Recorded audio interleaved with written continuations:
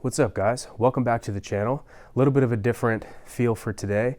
I'm just going to take you through my training today. We are 6 weeks out from nationals. I have a national championship coming up in April. So April 5th, I think, is the day I compete. And this year we are looking to, of course, win nationals, go on to win open worlds. It's been a long time coming, but I do believe 2025 is the year that everything can come together, can begin to come together. The competition is fierce, the competition is strong, but so am I. So I'm very excited. So today I have primary squats, top squat single. I think what's been programmed is a 305 kilo single, which is 672, 673, but I don't think I'm going to do that. I think I'm going to take 683 or 310. It's a very small difference. I don't think it's the end of the world. I think I just want some more heavy exposure. This would be week 2 of this block, which means we'd have 2 more weeks in this block. And so I'm trying to just mentally set myself up for like a low to mid 7s squat to finish this block off, because next block, our week 4 is actually meet day. And so I won't have as many opportunities to take a mid to high 700-pound squat, So I just want to be a little bit more aggressive with the adaptation. Especially on squats. Deadlifts is a little bit different. Deadlift is more about managing the fatigue and pacing things. Bench is way more about just keeping that adaptation and making sure that I am handling that heavier stuff more frequently, especially because I can recover faster with bench. But squat, my central nervous system just takes a while to adapt to that. And just something about having 750 pounds on your back, you just gotta get used to it. So today that's what's on the menu. And actually today is probably one of the least demanding days of the week. It's very intense in terms of the weights. Obviously it's a primary squat session, but there's no other exercises I technically have to do today. So all that's programmed is squats. So I think I have a single, a back down double maybe, or a back down single. And then I think it's 2 sets of like 5 or something like that. And then that's it. Now I do add in some core work, and then I do have cardio. But what's nice about that is I can just focus on squats. Whereas in the past, we would have a lot more exercises on a day like today. So without further ado, let's start warming up. I have been dealing with some shoulder pain for a while now. I don't know if it's my labrum, rotator cuff, bicep tendon, all 3, I don't know. But I've been able to manage it enough so that I can bench top end without too much pain, or without at least the pain having to stop me from loading what I need to load in order to make progress and be ready for nationals. But last night I slept on my shoulder really weird. And dude, so fucking painful. Like I woke up in the middle of the night and like pushed myself up and just had this crazy sharp pain in my shoulder. And it sucks because now today it hurts so fucking much, dude. Like that hurts. This hurts. Like coming across it clicks like a motherfucker. I don't know if I'm gonna be able to bench tomorrow. We'll see. But yeah, worst case scenario, if I need a lot of time to recover and let this thing heal up, I do have at least another 2 weeks before I'm 4 weeks out from the meet. I think I'd really only need about 4 weeks anyway to be able to scale up to something reasonable on bench. But even like loading this plate right now, painful. So, man, it is what it is, dude. This shit happens. It's just really frustrating, especially because I kind of do like everything right. Like I'm not that stupid when it comes to my accessories, technique, so it's frustrating because you realize like a lot of these injuries are kind of just the nature of the beast. When you're pushing your body, you do the same shit every day in, day out, 365 days a year, fucking times 10 years, it's like, that's a lot of beatings your body takes. So stuff is bound to start to fall apart, or hurt. And, you can manage it decently well, but it doesn't change the fact that it's really frustrating and it can be really difficult. But every prep, I've always had something bothering me just enough for me to notice it. and I kind of just like fight through it, and then it kind of goes away, and then something else will come up or whatever. But yeah, it is what it is, dude. You know, you just got to deal with it. Your best bet as an athlete is to trust in your ability to adapt, you know. So, and also have faith, you know, like I'm not freaking out about my shoulder. Been here before. You have to have faith. You'll be able to figure things out. Things will come together. And have faith that no matter what, you'll do the best you can to figure it out and to have things come together, you know.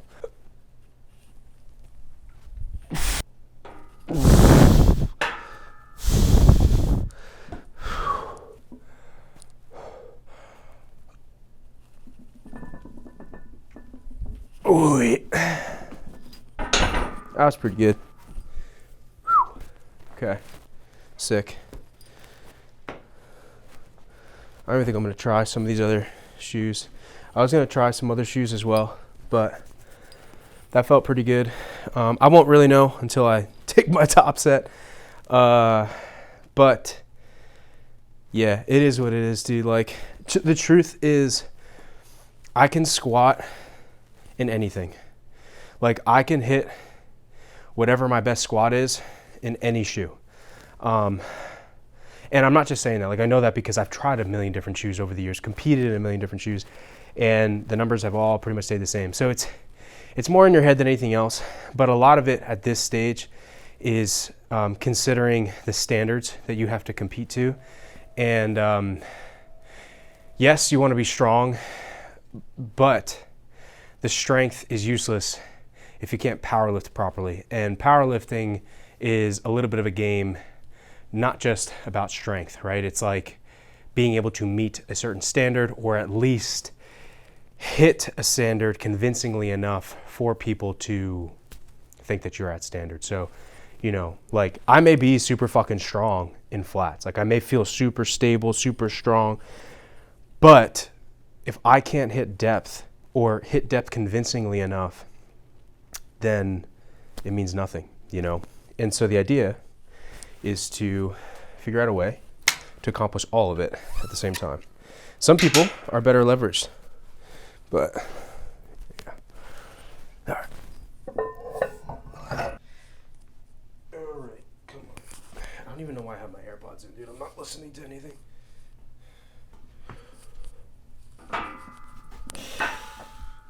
Boom, boom.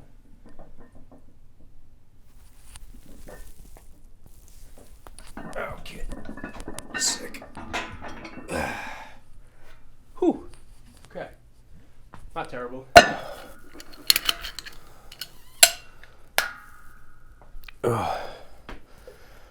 Okay. So yeah, so 4 reds. This is usually when I put on knee sleeves. So let's throw those on.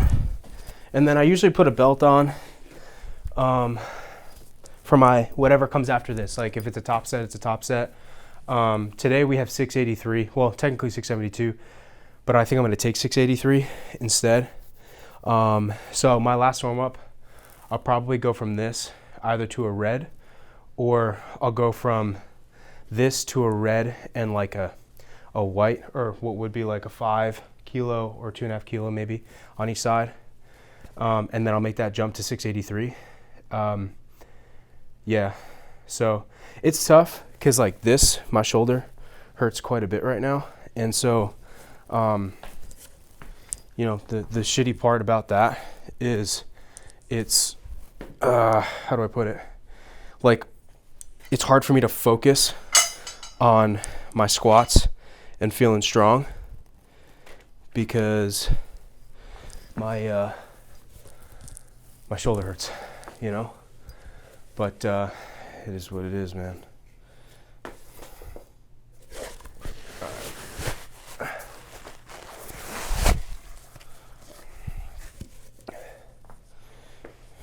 It's all right. Once I start playing some music in my AirPods, we'll feel locked in. Because right now, especially because I'm filming, you know, obviously I don't normally talk to myself like this. So the fact that I'm filming right now, plus my shoulder, plus no music in my AirPods, you know, it's hard for me to feel like I'm actually like in a squat session right now, you know?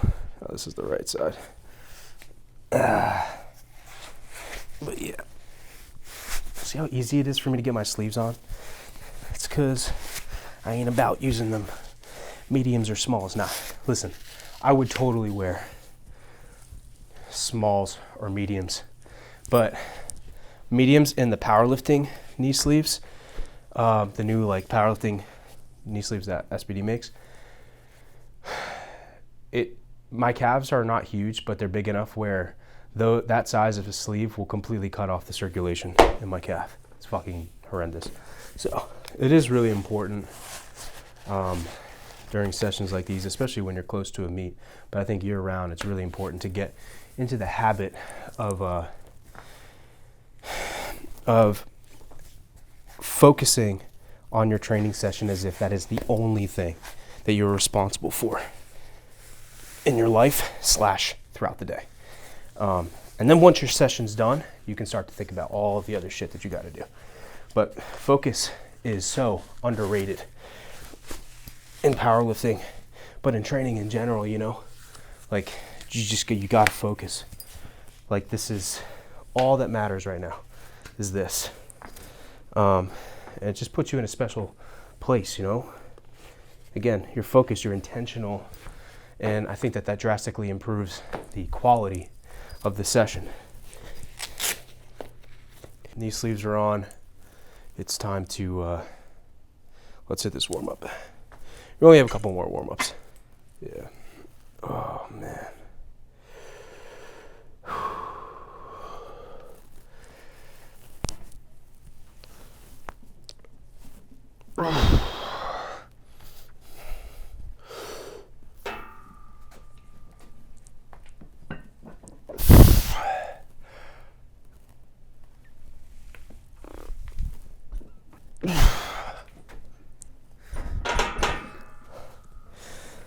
Yeah, I mean, move fine. Gotta love it when these knee sleeves just fucking fold down after one rep. So 595 to 628 would be the last warm up. Mind you, we're coming up from 484. So sometimes, like, if depending on how I'm feeling, I'll throw a blue on, make it 573, and then jump to like 628 or something like that. But I just don't think that that's necessary. I think that we can go to a full red, maybe slap on like a 5 kilo plate, which I don't know what that would be, but I'm pretty sure that's somewhere around 620-ish. We can take that, and I think that would be totally fine as the last warm-up. Granted, I don't feel super warmed up right now. I still feel kind of like stiff and whatever, but fuck it, we gotta lock in. This is basically what my warm-ups would be in a meet anyway, and I try and keep it very similar to how I would be operating if I were in a meet, mainly because it's comp specific, you know what I mean? All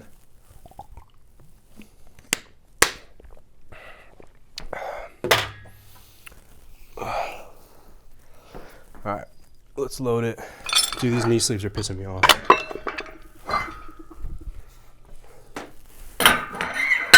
These things are rolling down. It's not really the sleeves. I mean, it is kind of the sleeves, but it's not really the sleeves. It's more so the fact that I'm not like sweating and I'm not super warm. Sounds weird.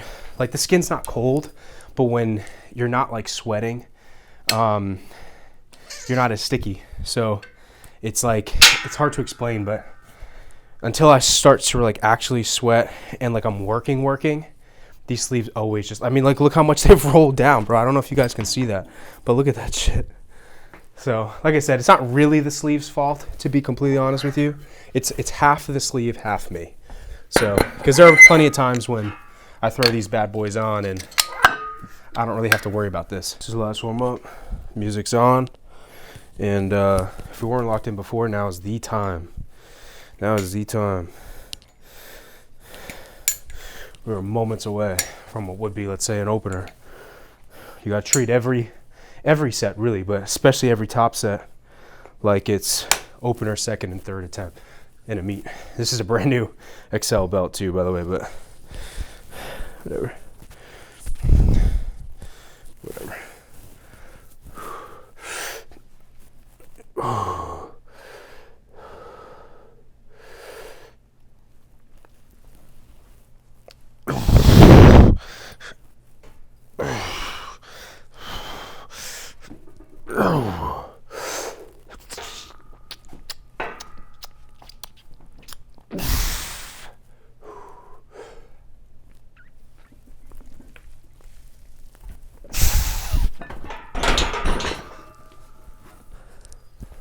Not bad. From my last warm up to my top set, I like to give myself a clean 8 minutes because that's pretty much what I'd have in competition. Sometimes it's a little bit less, but usually it's a minimum of 8 minutes. So we're gonna load up top set, give ourselves a little bit more time. All I do is just look at the time that I had filmed the top set, the last warm up, and then I compare that to obviously what time it is in the moment. But yeah, I mean that warm up moved well. It just felt like shit, which is pretty typical, to be honest with you. A lot of times squats just always feel like shit, and it's just a matter of how good of a magician you can be in terms of making things look better than they feel. But life goes on, you know? So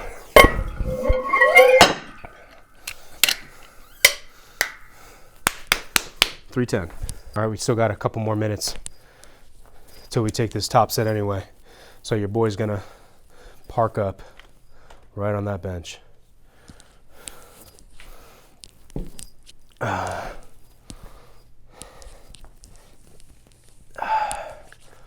You take the time to visualize exactly how you want this to go. Get yourself dialed in. Nothing but pure confidence. One thing that I like to repeat to myself often when it comes to heavy stuff is do or do not, there is no try. In other words, there's no trying to do this. There's no, I'm going to give it my best. That's not what this is. It's either you're going to do it or you're not. So if you get under that bar and you take that shit down, you better come the fuck back up. There's no in between. And yeah, it's as simple as that.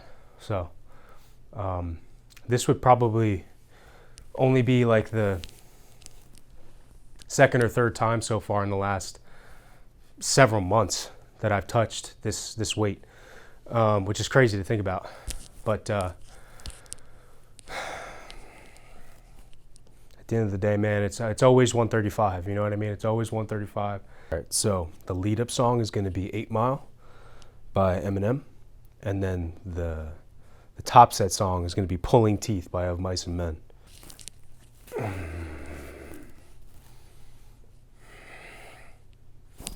$11.50. All right, we can start getting ready.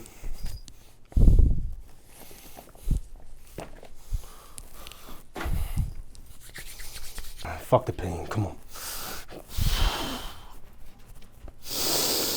Fuck the pain.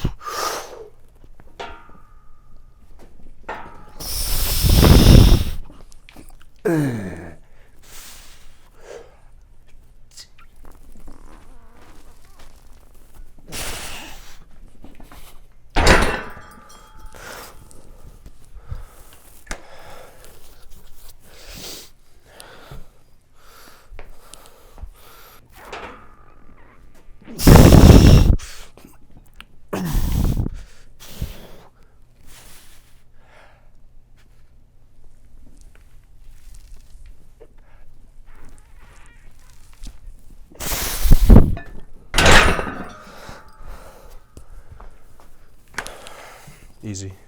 All right, guys. So it's time to load our weight for the last 2 back downs. I told you it's really not a lot today. It's intense because it's a primary squat, but it's not a lot in terms of volume. So I have a choice. I can back down 12% or 15%. Or really, it's 12 to 15%. So what that means is I would multiply this weight by either 0.88 or 0.85 or somewhere in between that. Naturally, I'm gonna go the 12% route because this is my primary squat day. So the heavier choice is probably where I'm gonna be. Now, if I was completely destroyed and this weight completely fucked me up, yeah, maybe I would make the choice to have a steeper decrease in my in the load. But that didn't happen. One thing that did happen though is the second rep of this. Basically my number one goal right now is just focusing on maximum depth and finding that position. But on this second rep, I went pretty deep and it looks like I paused it, but that wasn't intentional. I felt myself lose balance a little bit, so I had to like stop. And I'm not gonna lie to you, I've lost balance in these shoes before, and it was at Malta on my opener, which is really weird. It was like 660 or something super fucking light, and I just lost balance. And it's funny because then I took 683 after that, was fine. And then I think I took 728 or something like that, and that was fine. But yeah, it's just nuts. Like, you know, that's the downside to heel, whatever. You just kind of adapt and you figure it out as you go. You just try and be as athletic as possible when it comes to your training. At the end of the day, bro, we're squatting, benching, and deadlifting. It's not that complicated. It's not that hard. Like, you ultimately just do it, you know? But yeah, so we're gonna back down to 237.5 kg, which is 522 about, so it's gonna be pretty easy, but it is set to 5, so a little bit more volume versus like the single and the double. After I take these 2 sets, I'm gonna do my core, and then what do we say, 237? So that's this and this. I'm gonna do my core, and then we'll talk about the primary squat, some of my thoughts on how it went, and yeah, because how it looks in film sometimes a little bit different than how things actually moved and how things actually felt and whatnot. So I think it'd be cool to give you guys a little bit of a breakdown there. But, you know, especially once you hit that top set, really, like, once you start warming up, you're locked in. Like, you got to be in. For the sake of filming, it's harder for me to do that because I want to be, you know, talking to you guys and walking you through some things. But I think as I film more of these, there'll probably be less talking, more just straight up training and just lots of empty space. But normally, especially if I'm not filming, I am not talking. I am locked the fuck in, and it is just focused on execution, execution, execution all the time. And that's it. And that's how it should be. But especially once you hit that top set, it's fucking train's rolling, bro. Don't you dare try and stop that train. Like, it's work. You know, we're working. Everything is executed with intention.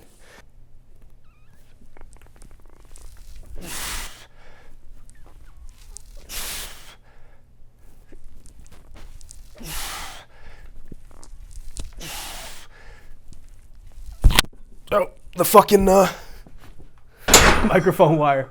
That's why that looked like that. All right. So we have one more set of 5. As you can see, they're pretty fucking easy. This is more about just maintaining some degree of fitness. In other words, keep my work capacity where it is instead of losing that fitness.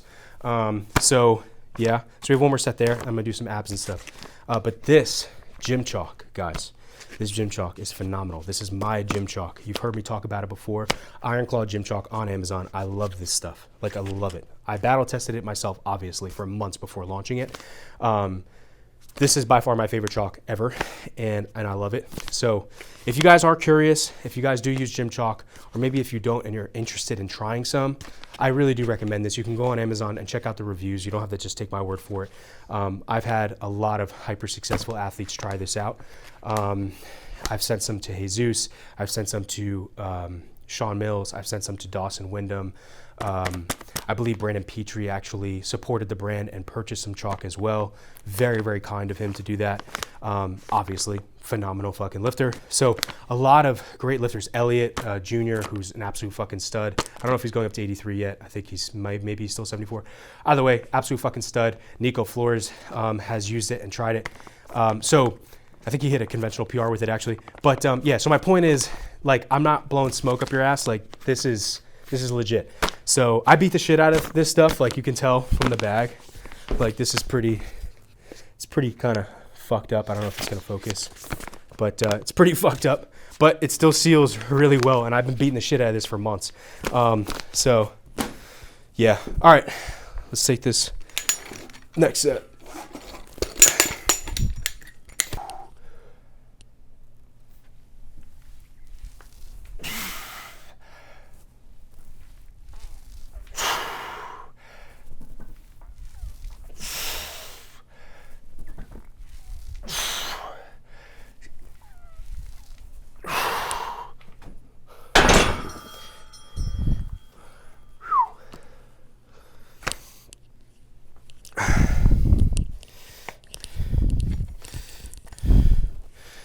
Sweet.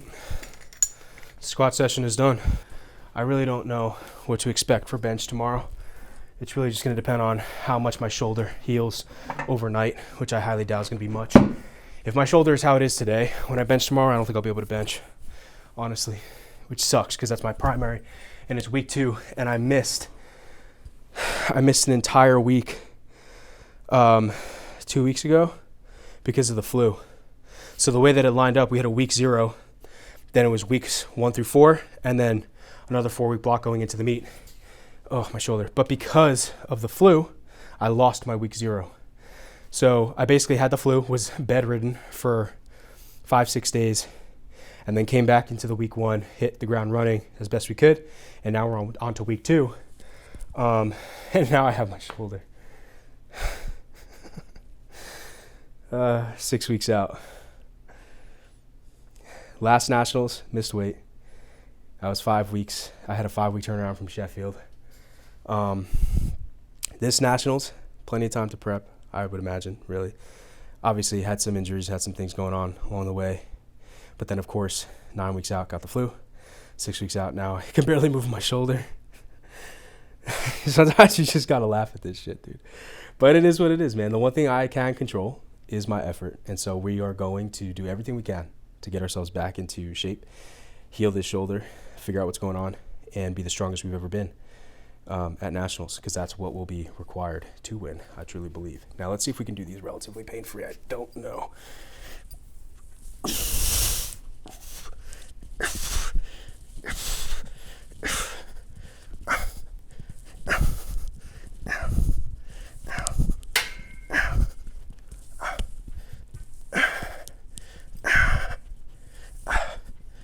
I'm not even counting. Lost track.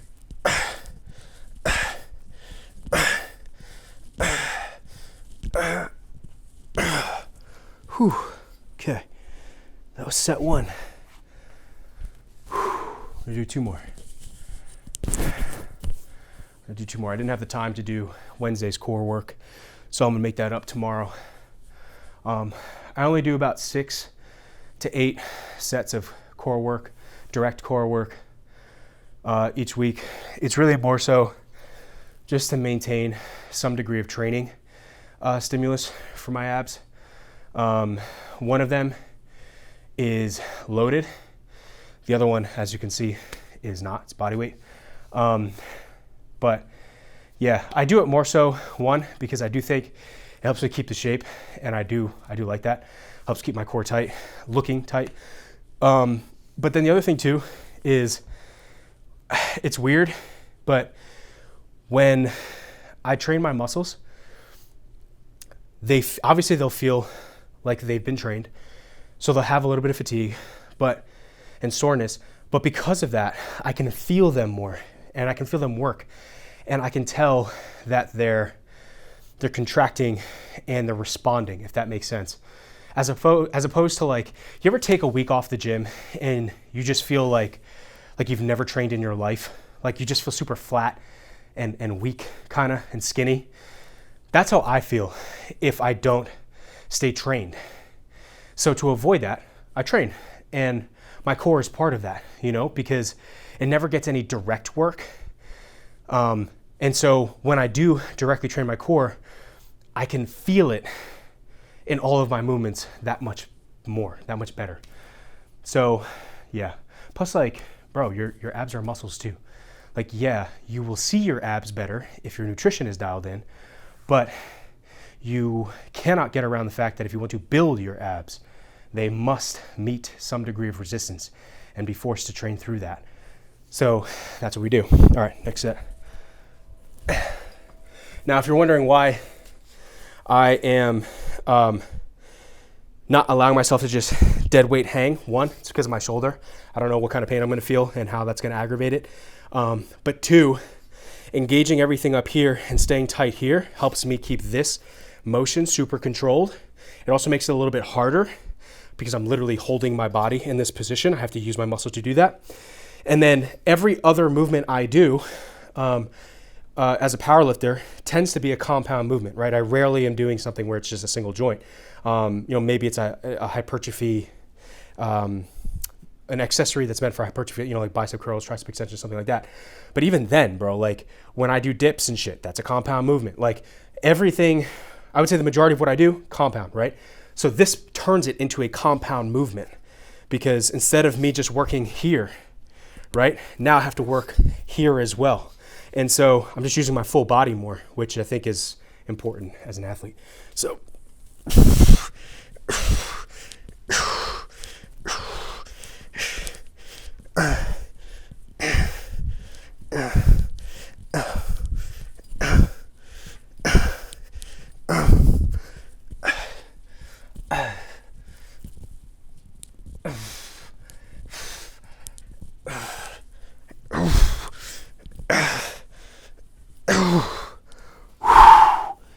God damn.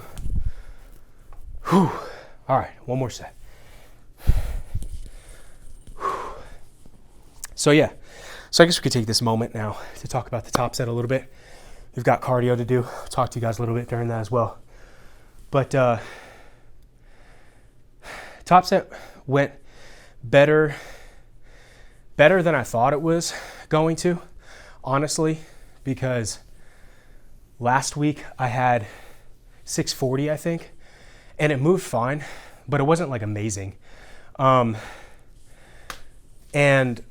the last time I took something close to this was last block. We hit 715 for a double, but I did it in flats, and I barely tapped parallel. I know in a meet it would have gotten called, just judging by my history with juries and referees. So again, that kind of forced me to say, we kind of have to go heels here. And so this is my first time touching really above 640, 650 in heels since August. And it's currently fucking, February? Mid to late February. So it's been months not training in heels, like with this heavy. So, between that, the fact that my shoulder fucking hurts, I'll take it. I'll take it. I think it moved really, it felt strong. I definitely hit depth there. I think depth was great on that set.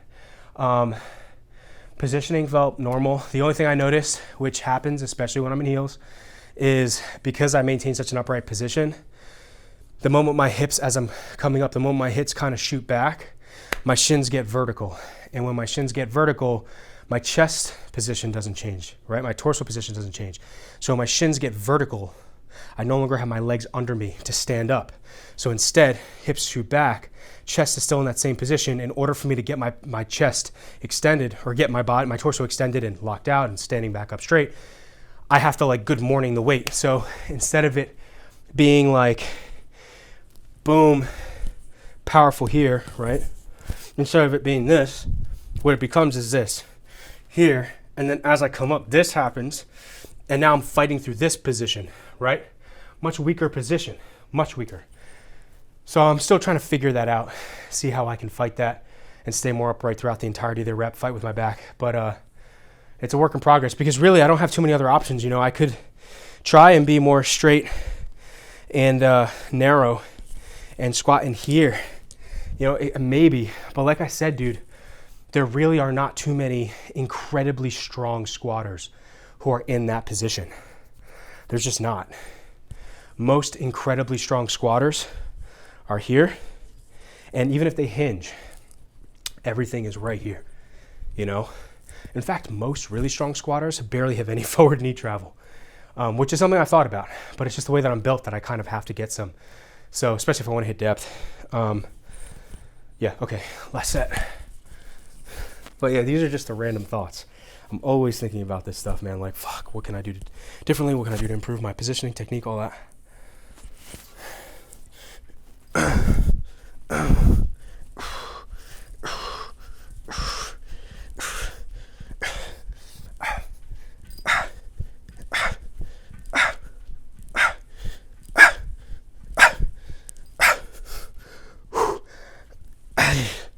Oh, damn. Oh, fuck. One more for good luck. Holy shit. Damn. All right, that's it. We're done training, man. We're done training. What I'm gonna do is grab a protein shake with some dextrose, and then we're gonna do our cardio. That's basically it. You gotta adapt. You just gotta keep fucking going, no matter what. If you have to crawl, you fucking crawl. You just keep going, man. So it sucks, my shoulder's in so much pain. I'm really hoping things feel better by tomorrow, at least so I can bench. I don't have too heavy of a single. It's only gonna be like 450-ish, but it's gonna be really hard to do that if my shoulder feels the way it does right now. So we'll see. We obviously don't wanna make things worse. So hopefully we'll be all right there, but we still got 6 weeks, man. We still got 6 weeks. So, or around there at least. So plenty of time. And I have faith. I really do. I have faith that no matter what the outcome is, it's for the better. It's for the best. And I will grow through it no matter what. Because that's a choice. Growth is a choice, right? So it doesn't have to be a loss. It can be a lesson. Protein shake. This should be about 50 to 55 grams of protein and 20-ish grams of carbs. So training session wasn't super intense, not tons of volume. So don't need to necessarily have it right now, but we definitely want to make sure we have it after we do our cardio. Today's cardio, not much. It's only 21 minutes. The longest cardio sessions I do are usually 41 minutes. And I save those for upper days, days where I'm not training my legs. I just don't like to mix the stimuli. If I'm training my legs with weights, let my body get that stimulus. Don't fuck with it and throw in some sort of cardio, especially for long period of time, or long bouts of cardio, keep it simple. Yeah, but 20 minutes is nothing, and I like to make sure that I am keeping up my cardio throughout the week as much as possible. So I do 41 minutes of cardio 3 to 4 times a week.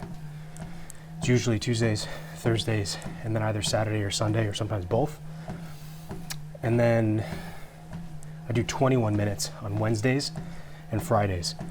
And the reason why is because obviously today I have my primary squats, but it was only 4 working sets. It's nothing.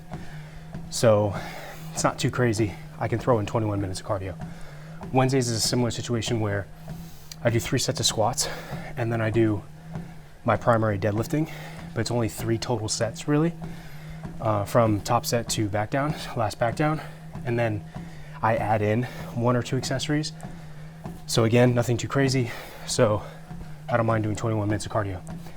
Mondays, however, my secondary squat day, I also bench that day, and I do lots of accessories. So belt squat, leg extension, and hamstring curl.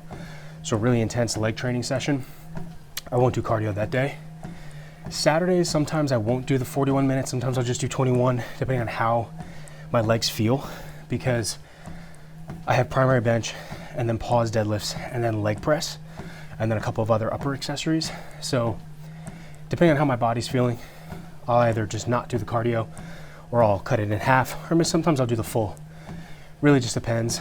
Like I said, I'm big on, your body. Strength is specific. Strength is a skill. You want your body to know what it needs to adapt to and only have to adapt to that. If you throw out all these different things it's gonna be like, whoa, what the fuck? I guess I gotta get good at everything, right?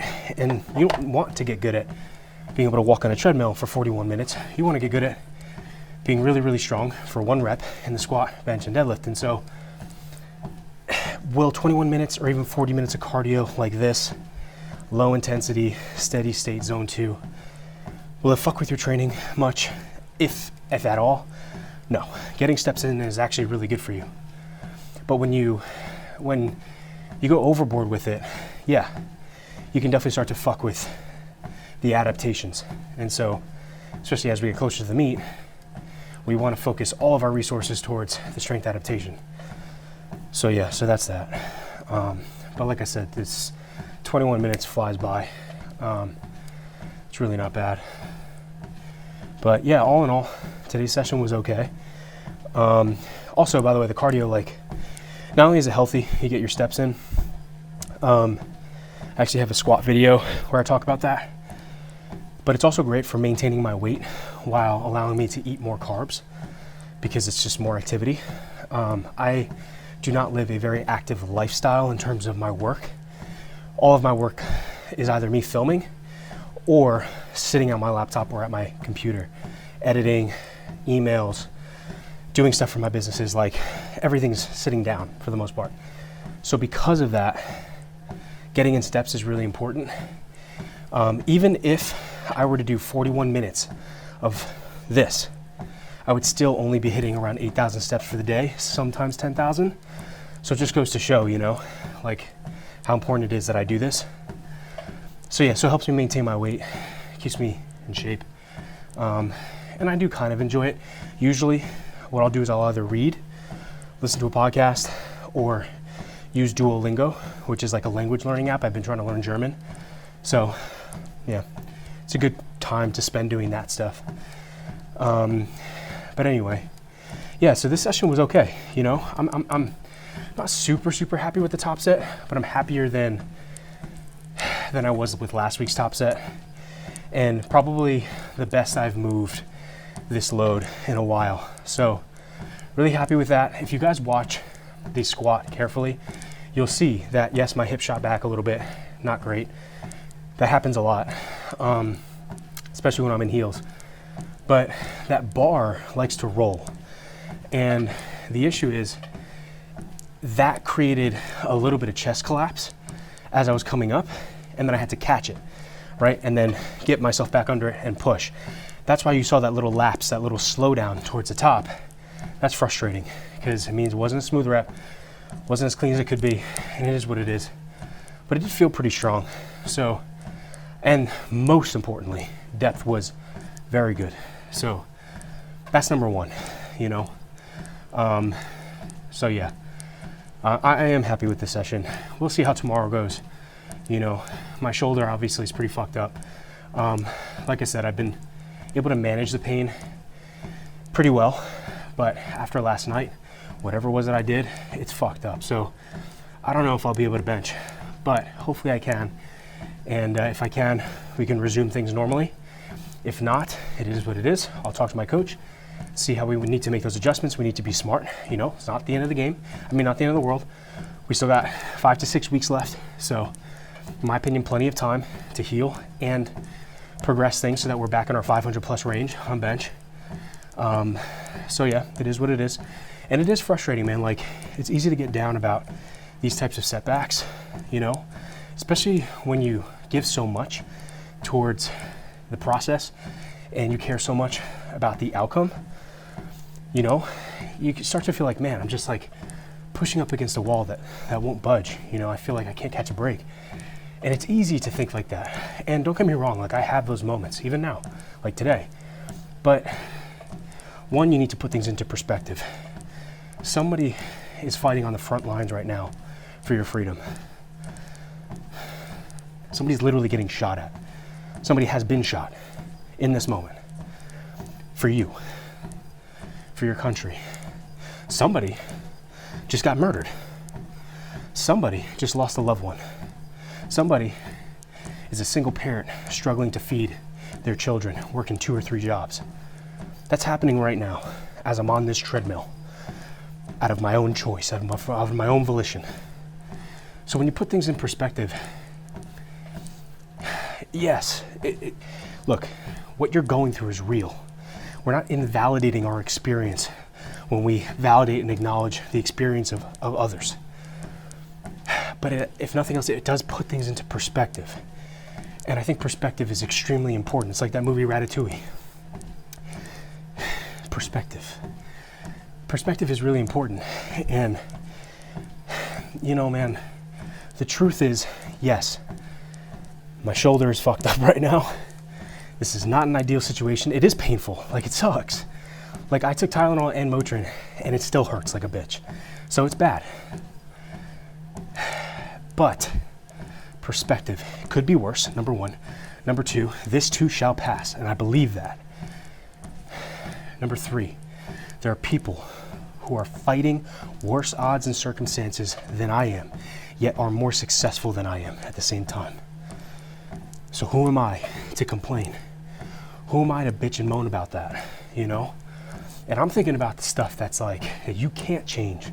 Mental illnesses, diseases, physical ailments, physical disabilities, things that will never change no matter how hard a person works. And those are the things that put things back into perspective. And so if anything, you know, it's being mindful of that is helpful because it allows you to keep going. You know, hope isn't a strategy. You want to have a plan, but hope, I think, is the fuel to execute on those plans. And perspective can give you hope. You know, and perspective can allow you to move forward and be unburdened by what has been. Only a few of you will get that one. But anyway, so yeah, it does suck, but you got to put things in perspective. And I do believe, I really do, I do believe that there's nothing that can get between me and winning nationals. And it's not even about winning nationals. It's about giving everything, but I know when I give everything and what I'm capable of, when that happens, I will win by default. You know, I just do, I just know it, you know, even if the outcome isn't what I want or whatever, the amount of progress we're making is incredible. It's astronomical. So it's really just a matter of time, you know? So it's a beautiful thing, you know? The biggest thing is just being able to focus. So yeah, and you know, I think nationals is gonna be tough. You know, I think competition is definitely fierce. We've got a lot of lifters who are really, really strong. But I'll be honest with you, I do think it's gonna take a minimum of 930 to win. And I'm prepared for that. I'm preparing for that. And I do believe there are two other lifters in particular who will be capable of 930 plus. And I look forward to that. The trick is, I think, I don't know who will be willing to take those risks on game day. I am. You know, I was thinking back to Sheffield, both Sheffields really. And I remember thinking, I'm like, I always had more in the tank on deadlift. And I remember thinking like, why the fuck didn't we load whatever it would take to win? Like, why? That was so dumb. Because I had the strength for it. It pisses me off, man. And it's my own fault because I'm not as aware of the numbers game. When I'm on game day, I go in just to lift, just to execute. So I kind of leave that to my handlers. And it's nothing against them, you know, they're doing the best they can. And they're also working in the confines of what we believe is possible realistically for me. You know, if I load 900 on deadlifts, probably ain't gonna go, right? I'm not there yet. So, but if we load 771 or 800 maybe, it should be there. It might be risky, but it could be there. And so, you know, you gotta be, when you're a handler, your job is to well, I don't wanna say be realistic. Your job is to give your lifter the best chance of success. And sometimes that means playing more conservative plays, making more conservative plays. Whereas as a lifter, your job is to execute, period. Which truthfully, I don't do a phenomenal job of. I'm not a super consistent lifter. I'm a little bit of a wild card, but I'm working on that. But yeah, so my point is, I blame myself for that because I was never truly in tune with the game of things, because I don't want to powerlift like that. Like, I don't want it to come down to who faked their last deadlift and who had the best lot number. And like, I get it that that's the sport and that's the game. I see that, but fuck, that's boring. And it just sounds like, we're giving ourselves reasons to not be as strong as we are capable of being. That's what it sounds like to me. And there are some guys who disagree with that. And they think, well, the goal is to go 9 for 9. And therefore, if you went 9 for 9, that's the strongest you could be. Because if you reached on your third too far and you end up going 8 for 9, that's a less total than you maybe would have had if you went 9 for 9. Yes and no. Because what if you did get it, right?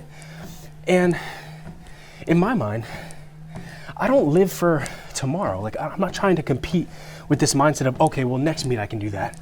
Or, best one, at Worlds, I'm gonna do the minimum necessary to win and to qualify for Sheffield, because at Sheffield, that's where it really counts to break the world record. And, you know, you're gonna win money, so it's just smarter to do that. On paper, it makes sense, but it just doesn't feel right to me, because it's like, how do you know you're guaranteed tomorrow? How do you know that? What if you die under the bar? What if you cross the street and get fucking slammed? Maybe you don't die, but you lose your ability to use your legs. Like, how do you know that you're promised tomorrow? You're not entitled to any of it. So, the way that you show gratitude and appreciation for what you do have in this moment is by giving everything in this moment. That's what I believe. And it's more fun that way, dude. It's so much more fun. Like, when I lift, what doesn't fire me up is, you know, taking first, per se. Genuinely. I don't get amped up and motivated by this idea of winning the national championship. Like, the idea of, like, placing first isn't like, oh my God, I can't fucking wait. No. The idea of completely fucking dominating everyone fires me up. The idea of absolutely demolishing my own limitations fires me the fuck up. The idea of seeing just how far I can push myself, just how far I can go, how much I can endure, that's what fires me the fuck up. So that's why I compete. And that may not be ideal when it comes to trying to win championships and stack chips. I'll agree with that. But if it weren't for that, I wouldn't be competing. The fuck do I need to compete for? Because what does competition mean? It means friction. It means an unstoppable force meets an immovable object. That's competition.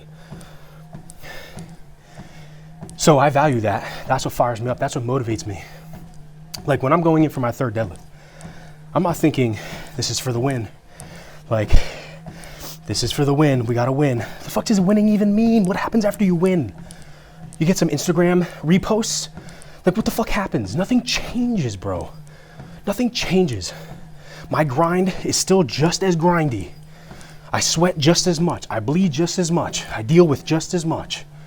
Nothing fucking changes. Whoever I've lost them. It's done. Nothing comes back, right? Like, nothing changes. So what does the winning mean? You have to give it meaning. You have to give it purpose. And that means going all in, because that's the story. That's the story. That's like the, right? I mean, like, I can't be alone. I can't be the only one who thinks this. So when I'm going for that third deadlift, yeah, maybe it's in my mind like, okay, this is to win. Like, we got to give everything. But even if it wasn't to win, we're going to fucking give everything, bro. Like, even if it wasn't to win, nobody is here with me when I lift in this dungeon. When I'm here, lights are off, I'm by myself, and especially if I'm not filming. Bro, like, I do it for the love of the game. Like, I do this for the love of the grit. Like, let's see how far we can go. Fuck everything else. Bro, I barely get paid to do what I'm doing right now. Barely. So, like, what's the incentive? It ain't no fucking title. people, fans, all that stuff, love comes and goes. They like you when they like you, they don't when they don't. It's what have you done for me lately? So it's not for them. And I was training and lifting weights in high school at 3 in the fucking morning, sometimes doing 3 sessions in one day because I wanted to. Nothing better. I didn't want to do anything else. Way before my parents truly understood why I was doing it. Way before my girlfriend Heidi, way before I even met her. Like, I was doing this shit on my own, by myself, with no incentive whatsoever. Nothing except for what I believed in my heart. I was born to be a world champion. I was born to be fucking great. And I love to do this. So let me go fucking do it. So my point is, it's about the love of the game. And that's why I compete. And so to circle this all the way back, I do need to be better about understanding the game, understanding the numbers, how things work, and what's going to be the way to give myself the most advantageous position so that I can win. It's not just about like plugging in something astronomical, right? But my goals for the year, I need 800, 523, 826. That's it. Or 821, whatever the kilo math breaks out to in pounds for deadlift. That's what I want. Period. At nationals, you know, we'll see. But I'm looking at that. And I know it sounds crazy. I know it sounds crazy. I know what you're thinking. It's possible. It's 100% possible. There are humans on this earth, not too much heavier than me. Maybe a whole weight class, maybe 2, that are doing not all 3 together, but at least one of the 3. Keiko, over 523 bench, he's in my weight class. So is Emil, doing the same thing. Okay, so that tells me it's super possible. Squats, Jamar Royster, in my own weight class, doubled 800. Granted, positioning is way different, his body's way different, sure, fine, but he's doing it. Ashton, 1 weight class up, or 2, I don't remember, I think maybe 2. 826 at Sheffield. Come on. Deadlift, I mean, we got a fucking million 74s that are fucking deadlifting mid 800s, bro. Granted, it's all positioning and all leverage, but it still shows you what's possible. So why can't I do that? The fuck? Come on now. Yeah, man, this is not the channel for mediocrity. Like, I may be mediocre, but that I'm not aiming for mediocre. You understand? That's what this channel is about. That's what I'm about. And it sounds cringy and corny, I get it. Like, there's more to me, right? Like, I do the funny videos, I do the sus gay skits and shit. I do all that shit, 100%. But my core is this idea of I want to be great, I want you to be great too, period. And I was raised in this idea that I will not ask you to do something that I at least have not attempted to do myself. You understand? So that's for my father. And my grandpa, we're done with the 21 minutes, but I feel it right now, so we'll close it out soon. But my grandpa told me he was born in the Great Depression, born in Poland, one of 9, I think. His father, I think, died maybe, and his mom emigrated, couldn't speak a lick of English, with 9 kids just before World War I began, or maybe during. Came over, early 1900s, found a way to feed 9 kids during the Great Depression. Couldn't speak a lick of English. She opened up her own little grocery store, essentially, and that's how she did it. And so he's from the dirt, you know, he's from that. I mean, there's a different kind of work ethic when you're talking about immigrants. And a different appreciation for America and the opportunity. My grandfather, his favorite quote that every time I see him, he will check me. And he asks me if I remember. I tell him this: great things may come to those who wait, but only the things left by those who hustle. The quote is actually, good things may come to those who wait, but only things left by those who hustle. I changed it to great, because that's what I'm aspiring for. Now, you may know that the original quote is like, good things come to those who wait, something like that. That's not my grandfather. My grandfather believes in pure hustle. He believes in pure fucking work. He thinks, if you ask him, he would say there is no competition. Nobody wants to work. Nobody wants to put in that time, that effort. Now, to be honest with you, my grandfather never got to that top 1% in anything per se, I don't think. He managed and owned his own grocery stores and stuff, but at some point, so he doesn't totally know that there is no competition when you're in the 99th. But once you get to that top 1%, how do you think these other motherfuckers got there? Everybody's working just as hard. Everybody's just as talented. Everybody wants it just as bad. What's the differentiator? You understand? So he doesn't know that part, but he's of the cloth. It's like, oh, you want to win? Go win. Just go do it. The fuck are we waiting for? Like, just fucking, it's right there. Just go take it. Or lose. It's up to you. That's how he sees it. And I appreciate that. It's harsh, but I appreciate that. And yeah, man, so that's the culture, you know? But, all right.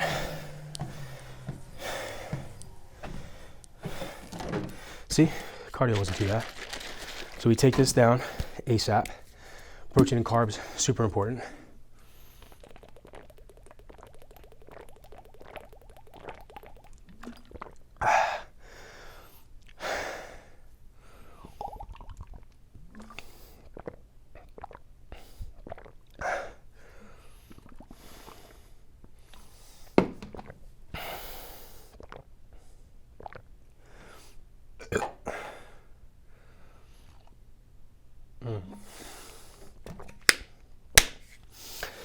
I am still working with my protein, so if you guys want to support, help me out.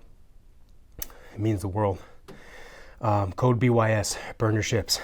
Honestly, bro, the code is always 45 to 50% off. It's just how they do it. So you'll always be able to get like close to half off whatever the product listing is. So what I get from my protein, complete transparency. I get their clear whey's because they're very tasty, and my brothers like them. I got my little brother Logan. He's about 14 into 15 now, or no, fuck, what is he? No, he's 14. Into training, so it's cute. It's cute to see him. He's educated. See, I didn't have that growing up. I didn't have an older brother, somebody to walk me through. My dad was working 7 days a week. My mom was working, so. You know, I didn't have like that kind of mentor in my life to show me the ropes, to teach me shit, especially when it came to fitness. I had to figure this shit out on my own. My brother has me, which is phenomenal. I have 2 younger brothers, 1 younger sister. So he's drinking my protein now. He's drinking the clear whey. But I have their clear whey. I have creatine monohydrate, although they actually created a product that uses, it's called concrete creatine. It's a patented formula.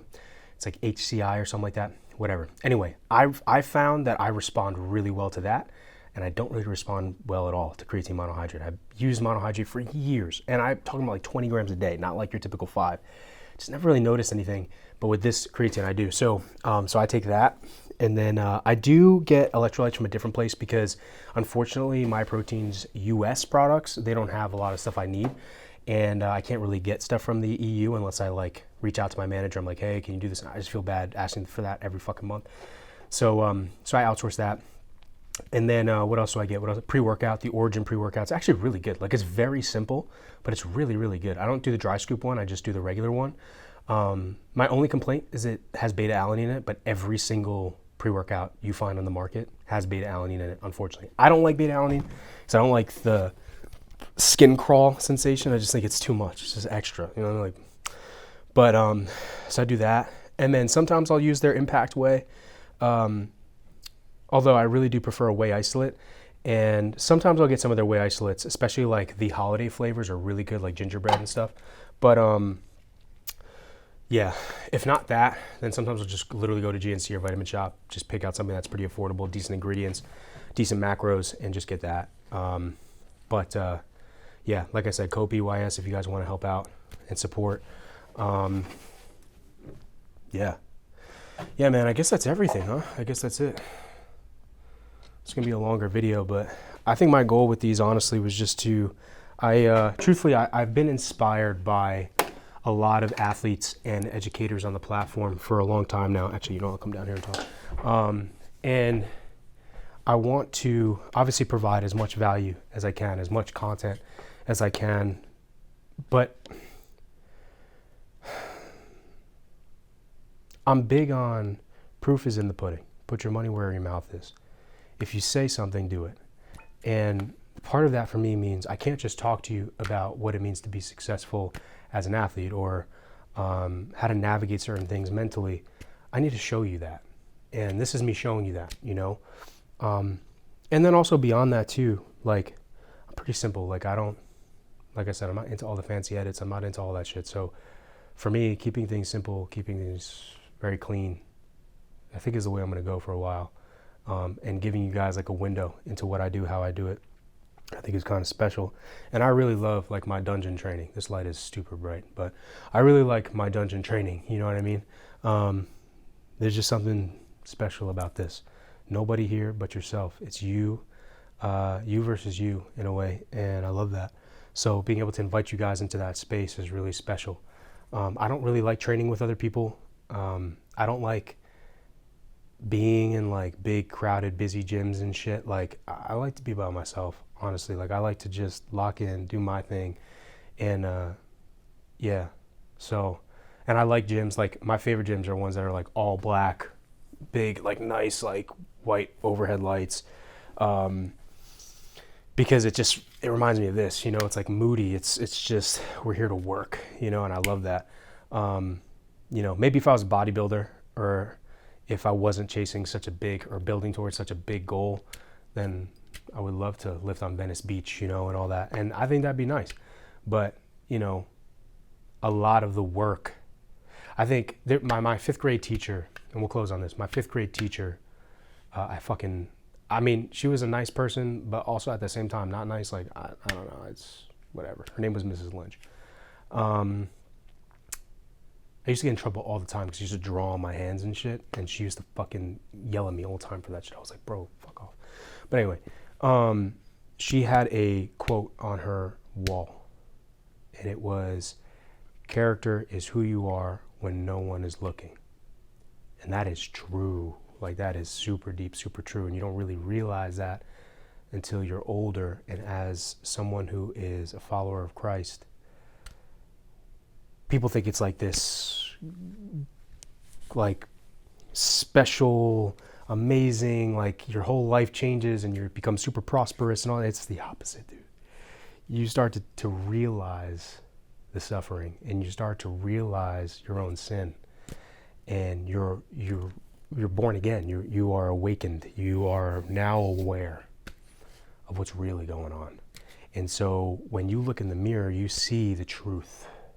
And the truth isn't that you're a bad person. The truth isn't that you suck, you're a sinner or whatever. That would be the enemy lying to you and deceiving you into thinking less of yourself. Humility isn't thinking less of yourself. Humility is thinking of yourself less. So yeah, but what you do see is the truth, which is, you know, I'm called to be X, Y, Z, but I'm falling short there.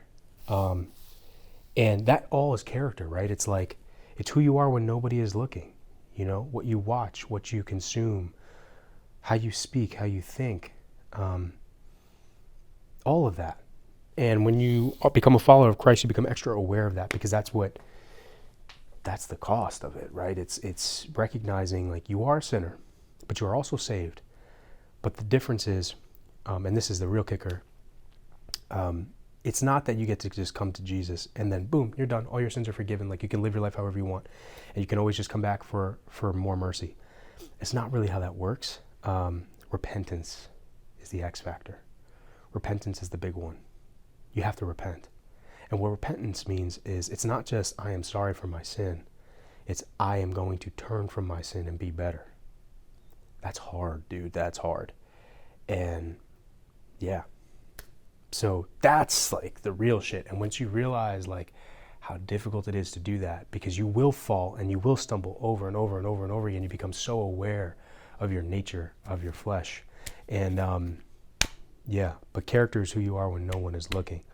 And I think that's really special. That's really important. So how you perform in here, how you do what you do here, how you carry yourself here, the thoughts you think here, the standard you uphold here, when nobody else is here to see you, to clap for you, to care, to give a shit.